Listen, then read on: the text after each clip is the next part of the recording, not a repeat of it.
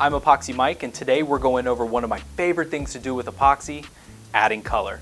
Wisebond epoxy can be tinted in many different ways, but today we're going to go over 3 of the more popular. You got your mica powders, alcohol inks, and gel pigments. Today we're going to go over how you apply them to epoxy, what effects you may expect, and help you find which one's perfect for your project. First off, we have our mica powders. These are extremely popular and are found in most river tables. They create an opaque billowing effect and have lots of shimmer. And so those patterns that you see in river tables are often created with mica powder, and they're also completely unique. As the epoxy moves, it moves that powder with it and creates that billowing effect.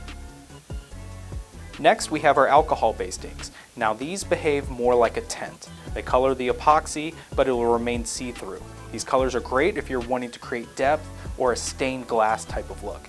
With alcohol inks, the more you add, the darker the color. So you'll want to start with a few drops, mix, then gauge whether you want to add more.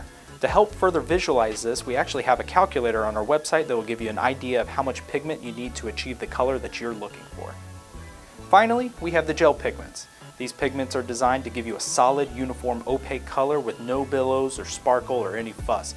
These are perfect for projects that require a solid, bold color such as CNC signs, solid counters, or tables.